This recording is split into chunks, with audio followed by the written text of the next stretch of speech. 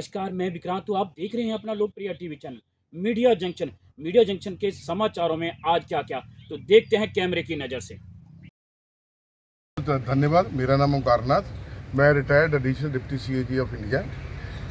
हमने high court में case किया था, दायर किया गया था, क्योंकि जो राइट टू एजुकेशन एक्ट है उसके मुताबिक 25% सीटों हैं, जो सीट्स है प्राइवेट स्कूल्स में, जो दाखिले हैं वो गरीबों के बच्चों को मिलने हैं।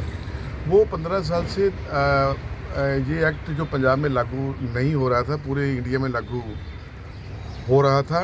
पंजाब ने एक ऐसा रूल बनाया कि 7.4 के, जिसके मुताबिक ये था कि एनओसी लेकर के सरकारी स्कूलों से तभी आपको प्राइवेट स्कूलों में एडमिशन मिलेगा।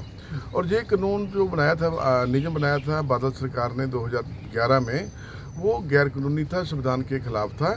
उसकी वजह से पिछले 15 सालों में बच्चों को एडमिशन नहीं मिला। वो उस गैर कानूनी जो नियम था, संविधान के खिलाफ जो नियम था, उसके खिलाफ हम Punjab and Haryana high court में अपील किया था, जनहित याचिका PIL जिसको बोलते पब्लिक इंटरेस्ट लिटिगेशन।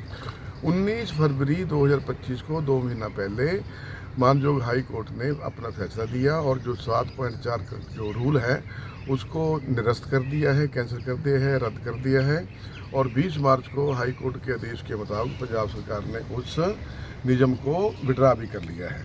और हाई कोर्ट ने एक और उसके बाद आदेश दिए हैं, फैसला किया है कि 2025-26 का जो सेशन है, जो प्राइवेट स्कूलों में है, पहली प्री नर्सरी से लेकर के 8वीं क्लास तक, जो गरीब वर्ग के जो बच्चे हैं, कानून के मुताबिक, राइट टू एजुकेशन एक्ट के मुताबिक, वो प्राइवेट अनएडेड स्कूल जितने भी स्कूल हैं पंजाब में, उनमें सभी में ये आप एडमिशन दीजिए। लेकिन जो बच्चों को एडमिशन नहीं मिल रहा है, प्राइवेट स्कूल दाखिला नहीं दे रहे हैं, सरकार ने जो डायरेक्शन निकालनी थी वो इशू नहीं किया गया। एडमिशन कैसे होगा, कौन से दस्तावेज लगेंगे, कौन से सर्टिफिकेट लगेंगे, कितनी फ़ीस होगी, कौन फ़ीस देगा, कैसे देगा, क्योंकि इस एक्ट के मुताबिक बच्चों की फ़ीस माफ़ है, बच्चों की जो शिक्षा है वो फ्री है, वो मुफ्त है, ज़रूरी है, कंपलसरी है।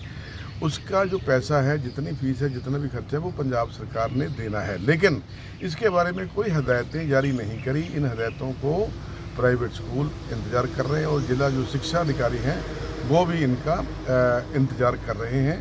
पंजाब सरकार इसको गंभीरता से लागू नहीं कर रही है। अब में जो टोटल नंबर है, जो कुल ऐसे स्कूल हैं जो प्राइवेट स्कूल है, जो अनएडेड स्कूल है, उनकी गिनती 9500 के करीब है। 95 मतलब तकरीबन 9000 से ऊपर और 10,000 के बीच में है। जो पूरे पंजाब में जितने 23 ज़िला है उनमें इनका एडमिशन होना है और एक साल में 75,000 के करीब, 75 से 80,000 बच्चों का दाखिला होना है। और 15 साल में इनकी जो गिनती बनती है वो तकरीबन 10 लाख बनती है। पिछले 15 साल में 10 लाख बच्चों का एडमिशन नहीं मिला, क्योंकि इन्होंने एक रूल गलत बना दिया। जो राइट टू एजुकेशन एक्ट 2009 में भारत की संसद ने बनाया था, उसके खिलाफ इन्होंने गलत रूल बना दिया, गैर कानूनी था, जो गैर संवैधानिक था, वो गलत था। ये बना नहीं सकते थे, ये कॉम्पिटेंट नहीं थे, इन्होंने 7.4 रूल बना दिया, उसकी वजह से ये लागू नहीं हुआ। अनएडेड स्कूलों ने नहीं माना, उनकी गलती नहीं थी, गलती थी सरकार की, बादल सरकार की। और बादल सरकार की उस समय गलती, क्योंकि बादल साहब उस समय मुख्यमंत्री थे। उसके बाद हमने बादल साहब की सरकार के समय में लिखा मुख्यमंत्री को, उसके बाद कांग्रेस की सरकार आ गई, अमरिंदर सिंह की सरकार आ गई, उसके बाद चरणजीत सिंह चन्नी मुख्यमंत्री बन गए, उसके बाद आम आदमी पार्टी की सरकार 2022 में आ गई।